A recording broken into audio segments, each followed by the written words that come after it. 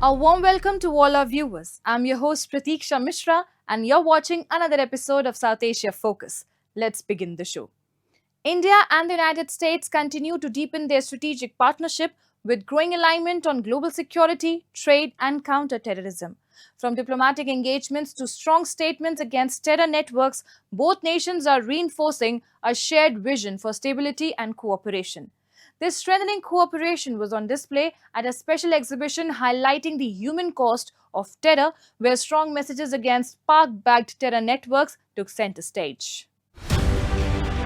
India and the United States have significantly deepened their partnership in recent years, expanding cooperation across defense, technology, trade, and global security. On the international stage, New Delhi and Washington are finding increasing alignment on key geopolitical challenges, from maintaining stability in the Indo-Pacific to strengthening coordinated efforts against terrorism.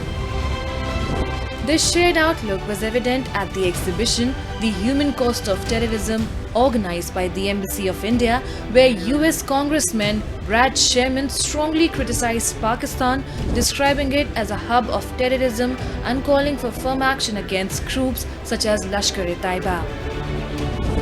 Echoing this sentiment, Sherman stressed the need for sustained global pressure on states that back terror networks, warning that incidents like Pahalgam and past attacks such as the 2008 Mumbai attacks serve as stark reminders of the devastating human cost of inaction.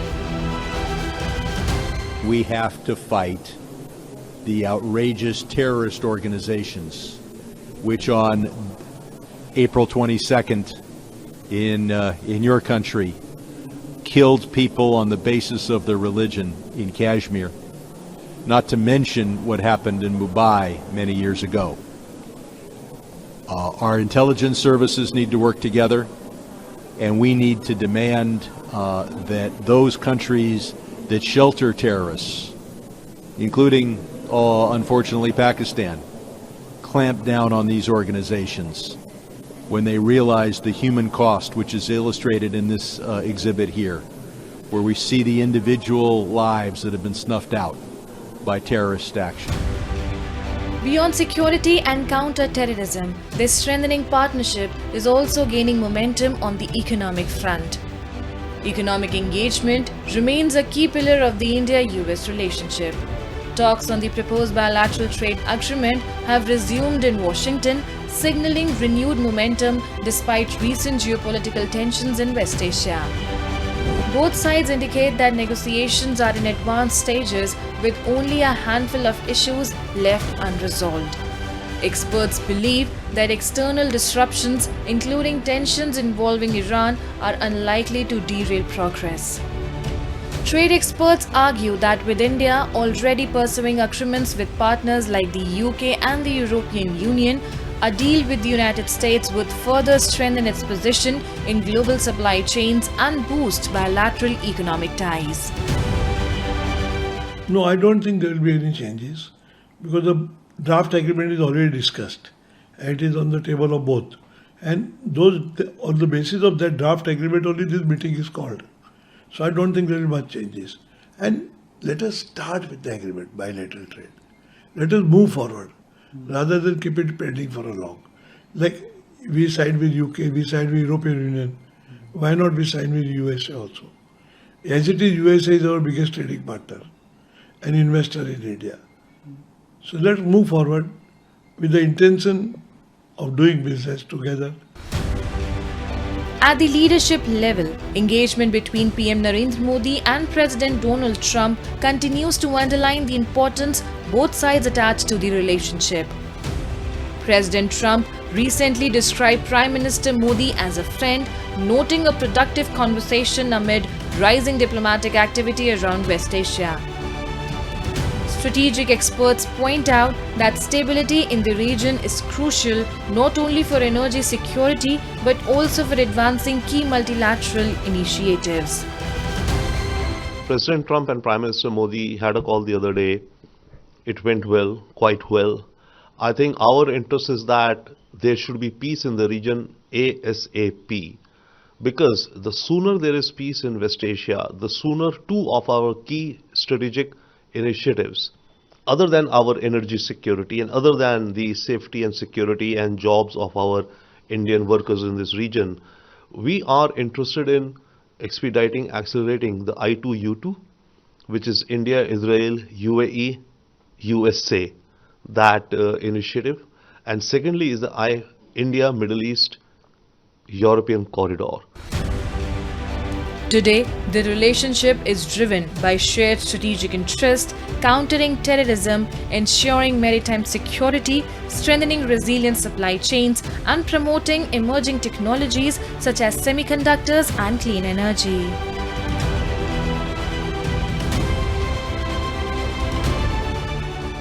India marked the anniversary of the Pahalgam terror attack, remembering the lives lost in one of Jammu and Kashmir's most chilling incidents.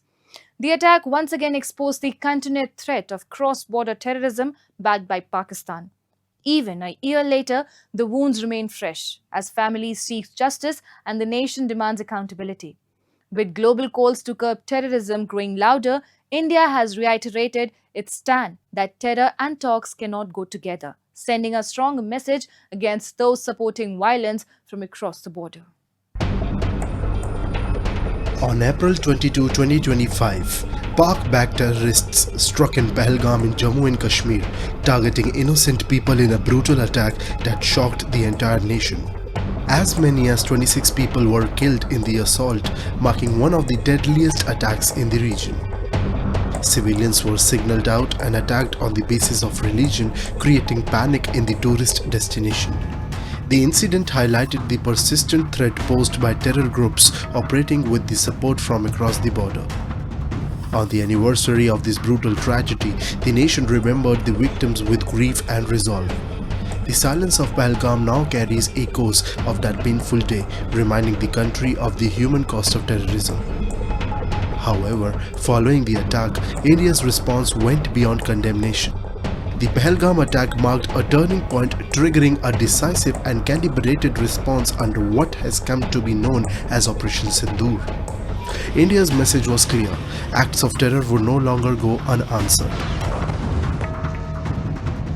The Pahalgam terror attack, which completes 1 year, was a horrific and horrendous terrorist attack carried out by the Pakistani armed and trained terrorists, in which the victims were selected on religious profiling and killed in front of their lady wives, telling them to convey a message to the political leadership. India struck back strongly and swiftly, thereby establishing two main points. One, nuclear armed nations can go to war below the nuclear threshold. And two, modern wars and conflicts can be short and swift. Thereafter, Pakistan has not had the courage to carry out any major terrorist strike in India, because India has conveyed that Operation Sindoor is ongoing, and in case Pakistan dares any misadventure, it will be met with a befitting response.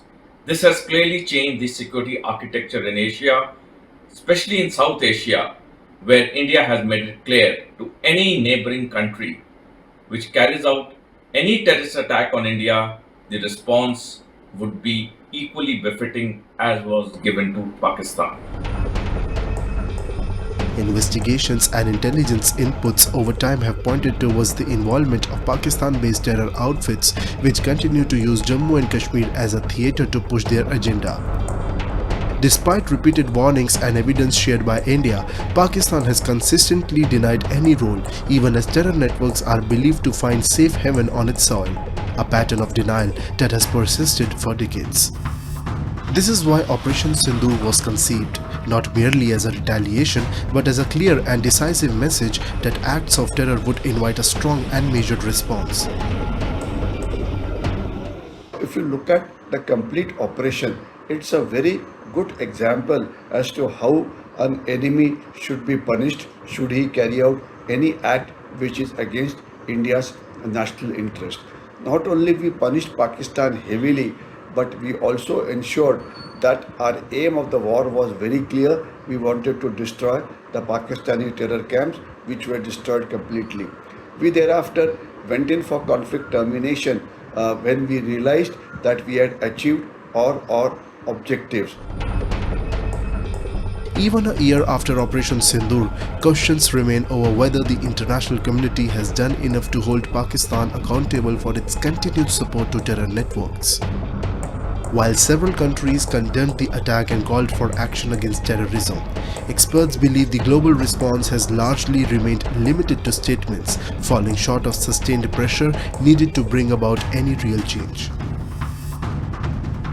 1 year after Operation Sindoor, has there been adequate international pressure by the world on Pakistan? The answer is very simple. While world per se did condemn Pakistan and issue statements condemning Pakistan's terror attack, but this has mostly been a lip service. Pressure to some extent does exist, but there is no enough pressure on Pakistan so that it abandons its path of violence and stops state-sponsored terrorism. As India remembers the victims of the Pahalgam attack, the message remains firm. Terrorism emanating from across the border will not be tolerated. With Operation Sindoor, India has drawn a clear red line, signaling that any act of terror will be met with a decisive response. However, until Pakistan dismantles the terror infrastructure operating from its soil and is held accountable by the global community, the threat of cross-border terrorism is unlikely to fade. For India, the resolve is clear: zero tolerance for terrorism and unwavering commitment to protect its citizens. Time now for Asia This Week, the stories from across the continent.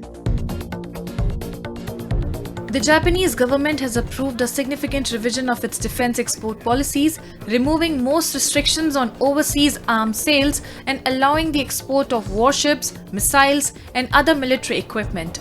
Speaking at a routine press briefing, Chief Cabinet Secretary Minoru Chiara said the move considered Japan's most substantial change to export rules in decades was necessary to strengthen national security while also supporting stability in the region. Students in Dubai resumed in-person classes this week after 7 weeks of remote learning, with parents and educators warmly welcoming the return to normal routines and face-to-face interaction. At GEMS Al Barsha National School, students arriving by bus were greeted by staff waving UAE flags, and banners were displayed to welcome families back on campus. Parents noted that although online learning had worked to some extent, it could not match the social benefits of classroom learning.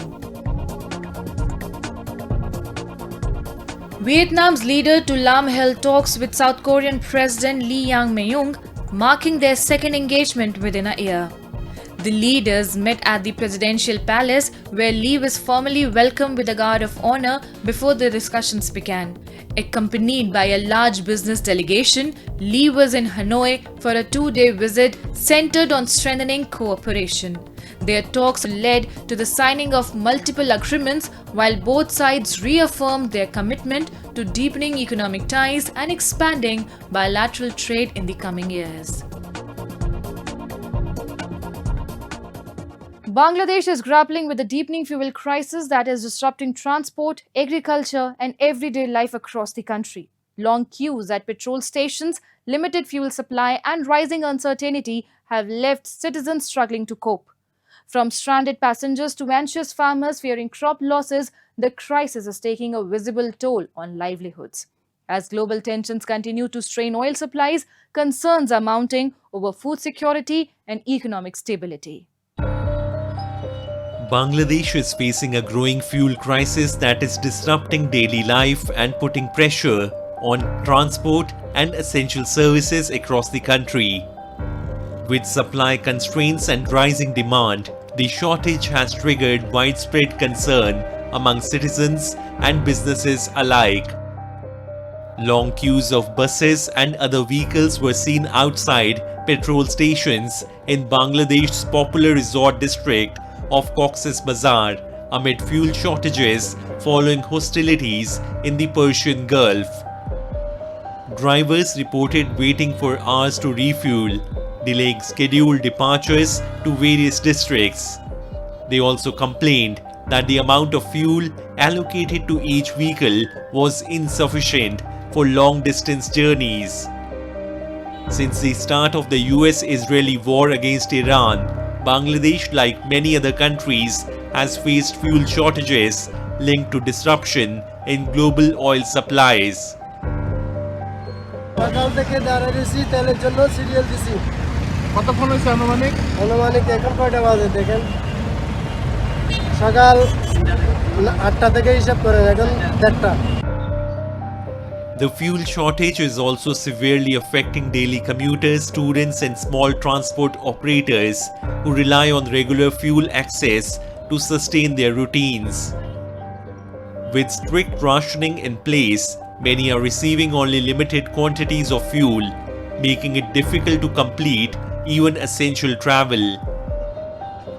যেগুলো rent আছে প্রতিদিন চলাচল করে পুরো তেল সংকটে পড়ে গেছি যেটা আমাদের অনেক কষ্ট হয় ডেইলি মনে করেন 2 লিটার তেল খাই এটা নিয়ে আমাদের আপ ডাউন করতে দিতে হয় যে আমরা ইনার থেকে আসছি প্রায় 1.5 লিটার তেল চলছে The crisis is having a serious impact on Bangladesh's agricultural sector, particularly during the crucial paddy cultivation season.